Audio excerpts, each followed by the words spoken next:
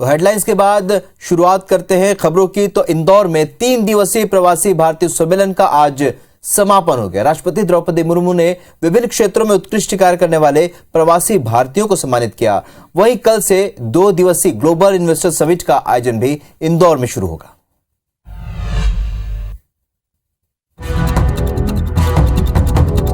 इंदौर में प्रवासी भारतीय सम्मेलन के तीसरे और अंतिम दिन राष्ट्रपति द्रौपदी मुर्मू ने विभिन्न क्षेत्रों में उत्कृष्ट कार्य करने वाले 27 प्रवासी भारतीयों को सम्मानित किया।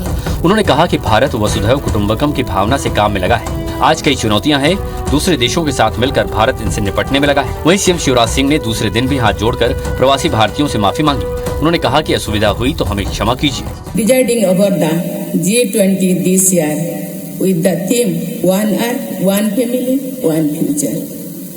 This theme, inspired by our ancient philosophy of Vasudhaiva Kutumbakam, reflects India's commitment to just and equitable growth for all in the world. 3 दिन कैसे कट गए पता ही नहीं चला। मन सोच के भारी हो रहा है कि आप चले जाओगे। मैं दोनों हाथ जोड़ के आपसे माफी मांगता हूँ। अगर कोई असुविधा हुई तो दोनों हाथ जोड़ के आपसे माफी मांगता हूँ। हमारे प्यार को हृदय में रख के जाइए और हमें क्षमा कीजिए। बहुत बहुत धन्यवाद। वहीं इंदौर में बुधवार से 2 दिवसीय ग्लोबल इन्वेस्टर्स समिट का आयोजन शुरू हो रहा है, जिसमें 68 से अधिक देशों के बिजनेसमैन इन्वेस्टर्स के साथ ही देश के 68 से अधिक उद्योग समूह ने शामिल होने की सहमति दर्ज कराई है। साथ ही 6000 रजिस्ट्रेशन भी हो चुके हैं। प्रदेश की 6 कंपनियों ने 9617 करोड़ रुपए का निवेश प्रस्ताव भी सरकार को दिया है। इधर इन्वेस्टर्स समिट को लेकर पूर्व मुख्यमंत्री कमलनाथ ने निशाना साधा। हम तो स्वागत करते हैं जिनका भी जो भी इन्वेस्टमेंट समिट में आए, पर आप केवल भाषण से ही इन्वेस्टमेंट नहीं आ सकता। एक और जहां चुनावी साल में सरकार की कोशिश है कि वो प्रदेश में निवेश लाकर रोजगार के मौके बढ़ाए, जबकि विपक्ष सरकार की नीतियों को लेकर लगातार घेरेबंदी कर रहा है।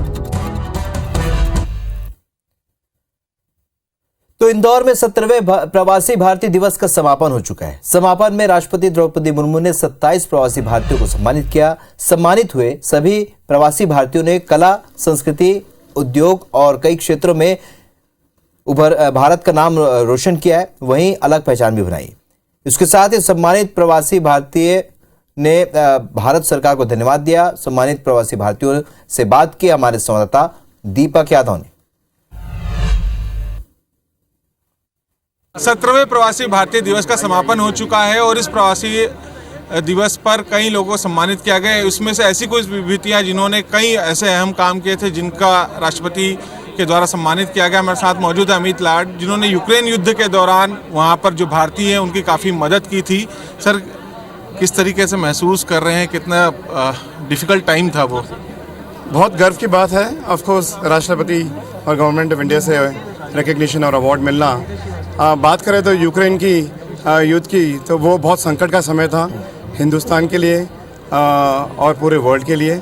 23,000 बच्चे वहाँ फंसे हुए थे। गवर्नमेंट ऑफ इंडिया, भारत सरकार ने जो इनिशिएटिव लिया, वो अगर वो नहीं लेती, और यूरोपियंस तो बहुत सरप्राइज थे कि आपकी गवर्नमेंट कितनी पैशनेट है आपके इंडियन नेशनल्स के लिए। तो हमारे नॉट ओनली दरवाजे पे इंडियन नेशनल्स को लेके आई भारत सरकार, बट बाकी के नेशनल्स भी जो आए, यूएई के, सऊदी अरेबिया के, यूएस के, नंबर ऑफ कंट्रीज़ के, बांग्लादेश के, सबको हिंदुस्तान वापस रिपैट्रिएट किया गया और उनको आगे भेजा गया। जो इंदौर आए थे प्रवासी भारतीय सम्मेलन में शामिल होने के लिए काफ़ी उत्साहित है और आगे भी दुनिया में इसी तरीके से प्रवासी भारतीय भारत के नाम को लेकर आगे बढ़ेंगे। कैमरा पर्सन संतोष के साथ दीपक यादव, IBC 24 इंदौर। राहुल गांधी ने हरियाणा में भारत जोड़ो यात्रा के दौरान संघ पर निशाना साधा और उसे कौरव बताया। उनके बयान को सही ठहराते हुए PCC चीफ कमलनाथ ने संघ और बीजेपी को धर्म का ठेकेदार करार दे दिया। इस पर बीजेपी ने पूछा कि कांग्रेस में अचानक भक्तिभाव कैसे जाग गया।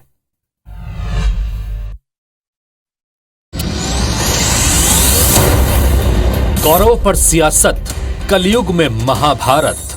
21वीं सदी के कौरव हाफ पैंट, खाकी हाफ पैंट पहनते हैं, हाथ में लाठी लिए होते हैं और शाखा लगाते हैं। राहुल गांधी ने एक बार फिर संघ को निशाने पर लिया है। इस बार उन्होंने संघ की तुलना कौरवों से कर दी है। इसके साथ ही केंद्र सरकार की नीतियों पर भी सवाल उठाने से नहीं चूके। राहुल के सवालों की गूंज मध्य प्रदेश तक सुनाई दी। पीसीसी चीफ कमलनाथ ने राहुल के बयान का समर्थन किया और बीजेपी आरएसएस को धर्म का ठेकेदार बोल बैठे। बीजेपी को कांग्रेस का ये रुख रास नहीं आया और पार्टी के प्रदेश मंत्री रजनीश अग्रवाल ने कांग्रेस को कटघरे में खड़ा कर दिया। राहुल गांधी जी ने जो तुलना करी है उन्होंने कौरव से नहीं करी। उन्होंने बताया बीजेपी और आरएसएस का तो ये रूप है कि वो कहते हैं हमारी एजेंसी है, धर्म की एजेंसी हमने ली हुई है। कमलनाथ जी, आप और आपकी कांग्रेस पार्टी अचानक से ये भक्ति भाव क्यों प्रदर्शन करने लगी है? आपकी पार्टी वही है जिसके नेता कपिल सिब्बल कहते थे भगवान श्री राम का मंदिर 2019 के पहले नहीं बनना चाहिए। बहरहाल कांग्रेस भारत जोड़ो यात्रा को गैर सियासी यात्रा बताती रही है। ऐसे में सवाल है कि राहुल गांधी गैर सियासी यात्रा में राजनीतिक बयानबाजी क्यों कर रहे हैं?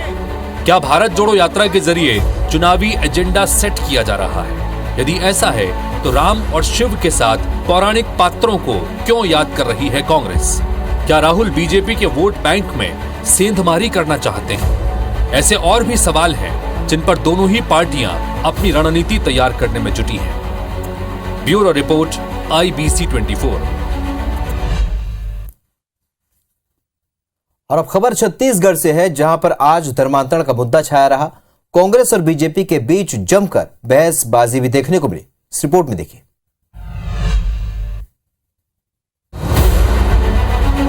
ये छत्तीसगढ़ कांग्रेस प्रदेश अध्यक्ष मोहन मरकाम और प्रदेश के आबकारी मंत्री कवासी लखमा हैं, जो अपने बयानों से हमेशा सुर्खियों में रहते हैं। आज ये दोनों माननीय एक बार फिर सुर्खियों में हैं। वजह भी जान लीजिए।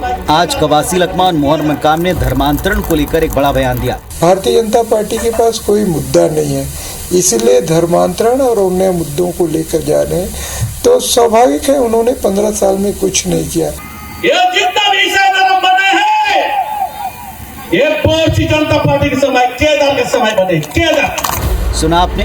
कांग्रेस का दावा है कि छत्तीसगढ़ में धर्मांतरण जैसी कोई घटना नहीं घट रही। इस पूरे मामले पर बीजेपी भी शांत नहीं रही। बीजेपी ने कांग्रेस सरकार पर धर्मांतरण को लेकर गंभीर आरोप लगाए। खुलेआम हमारे जनजाति समाज को अपमानित करने का काम किया जा रहा है। आखिर ये अपमानित करने वाले लोग कौन हैं? उनको मारपीट करने वाले लोग कौन हैं? धमकाने वाले लोग कौन हैं? और उनको संरक्षण देने वाले सरकार किसकी है? ये जवाब उनके सामने में है। सबसे बड़ा सवाल ये कि क्या धर्मांतरण प्रदेश में समस्या है कि नहीं? वैसे इसका जवाब दोनों दल अपने अपने हिसाब से ही दे रहे हैं।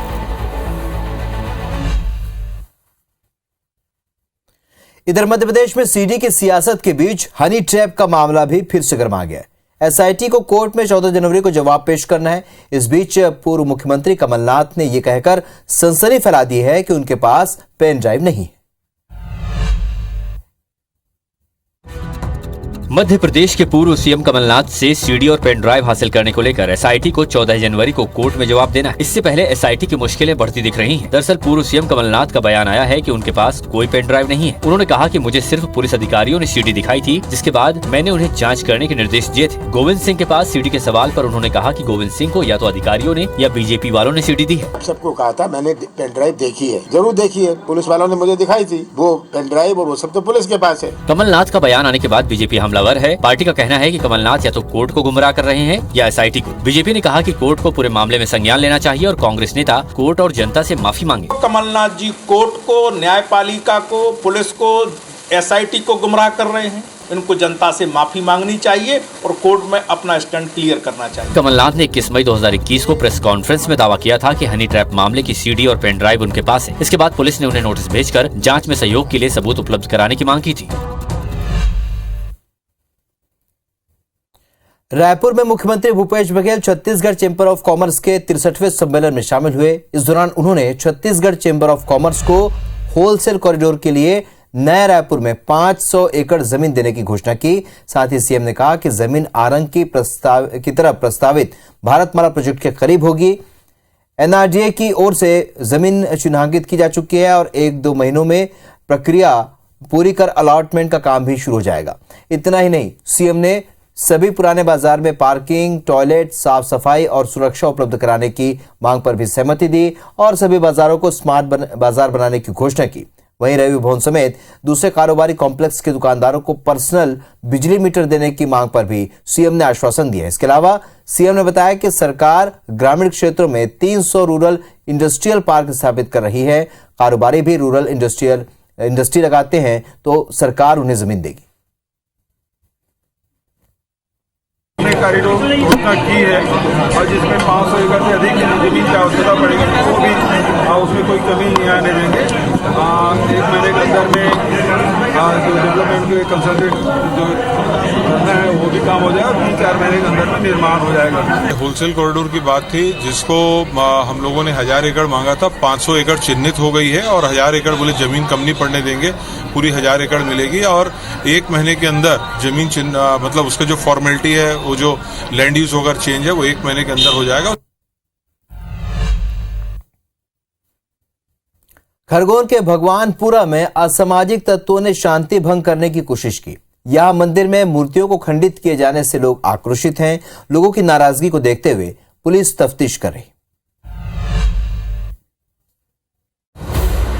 यह है खरगोन जिले के भगवानपुरा थाना इलाके का आदिवासी गांव पीपल झोपा। यहाँ अज्ञात आरोपी ने महापाप किया है। खेड़ापति हनुमान मंदिर में हनुमान जी और नंदी भगवान की मूर्तियों को खंडित किया गया। घटना के बाद ग्रामीणों में भारी नाराजगी देखी जा रही है। घटना के विरोध में मंगलवार को पीपल झोपा गाँव में बंद का आह्वान किया गया। सैकड़ों ग्रामीणों ने धरना भी दिया। ग्रामीणों ने चेतावनी दी है कि 2 दिन में आरोपी को नहीं पकड़ा गया तो चक्का जाम और थाने का घेराव करेंगे। हम पीपल झोपा के सारे ग्रामवासी थाने पे आकर और FIR कराई है और जल्दी से जल्दी जो भी अज्ञात व्यक्ति है या व्यक्ति का समूह है उनको जल्दी से जल्दी प्रशासन कार्रवाई करे। उनको हमारा ये कहना है कि अगर इस पर आगे तुरंत कार्रवाई नहीं होती है तो कल से यहाँ बीच सड़क पर चक्का जाम किया जाएगा। इधर पुलिस डॉग स्क्वाड और FSL की टीम की मदद लेकर आरोपी की खोजबीन में जुटी है। सुरक्षा के मद्देनजर गांव में भारी पुलिस बल भी तैनात किया गया है। वहीं पुलिस के आलाधिकारी इस घटना को लेकर कैमरे के सामने कुछ भी बोलने से इनकार कर रहे हैं। अविभाजित मध्य प्रदेश के अंबिकापुर पोस्ट ऑफिस में खाता धारक के 55,000 रुपए की हेराफेरी के मामले में 22 साल बाद छत्तीसगढ़ हाई कोर्ट में पहली बार सुनवाई हुई। खाता धारक ने एजेंट के जरिए पैसे पोस्ट ऑफिस में जमा करवाए थे। जमा पैसों में से 55,000 एजेंट और पोस्ट ऑफिस के कर्मचारियों ने मिलीभगत करके निकाल दी। इसे लेकर विभागीय जांच में मुख्य आरोपी रमेश पंजवानी समेत 6 आरोपियों को क्लीन चिट मिल गई थी। मामला CBI को दिया गया, जिसमें CBI कोर्ट ने 1999 में सभी 6 आरोपियों को दोषी मानते हुए 2 साल की सजा और 4,000 रुपए जुर्माना लगाया था। इसके खिलाफ आरोपियों ने जबलपुर हाईकोर्ट में याचिका दायर की। 2000 में छत्तीसगढ़ राज्य बनने के बाद case diary Bilaspur high court transfer की गई। उसके बाद अब हाईकोर्ट में अब जाकर मामले की सुनवाई हुई है और मुख्य आरोपी सुनवाई में प्रस्तुत हुआ। अब अगली सुनवाई 9 फरवरी को होगी। बता दें कि मामले के 6 में से 3 आरोपियों की मौत हो चुकी है।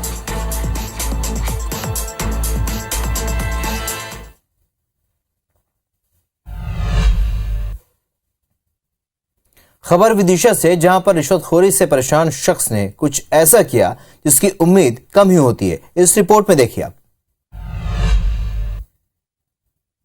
ये उम्मीदों की गुल्लक है। ये बेहतर कल के लिए जमा की जाने वाली रकम की गुल्लक है। ये बच्चे की बचत की गुल्लक है और आज ये गुल्लक रिश्वतखोरी से निजात दिलाने की गुल्लक बन गई। तस्वीरें विदिशा की, जहां कलेक्ट्रेट में चल रही जनसुनवाई के दौरान एक पिता अपनी बेटी का लाड़ली लक्ष्मी में नाम दर्ज करवाने के लिए गुल्लक लेकर पहुंचा। दरअसल पीड़ित अपनी बेटी का लाड़ली लक्ष्मी में नाम जुड़वाने के लिए अपने ही गांव के सरकारी दफ्तरों के कई चक्कर काट चुका है, लेकिन लचर सिस्टम की वजह से बेटी का नाम लिस्ट में शामिल ही नहीं हुआ। इतना ही नहीं, पीड़ित ने आंगनबाड़ी कार्यकर्ताओं पर 800 रुपए तक खर्च कर दिए, लेकिन वहां भी निराशा हाथ लगी। थक हार कर पीड़ित ने जन सुनवाई का रास्ता चुना और अपनी बेटी की गुल्लक यानी पिगी बैंक को उठाकर उसे रिश्वत के तौर पर विदिशा कलेक्टर को देने के लिए निकला। इसके बाद पीड़ित ने कलेक्टर से मुलाकात की, जहां कलेक्टर ने अब जल्द से जल्द नाम जुड़वाने का भरोसा दिया है। तो 10 बजे रात पूरे दिन की बात हमारे खास बुलेटिन में फिलहाल इतना ही, लेकिन ताजा अपडेट के लिए आप बने रहिए IBC 24 के साथ। नमस्कार।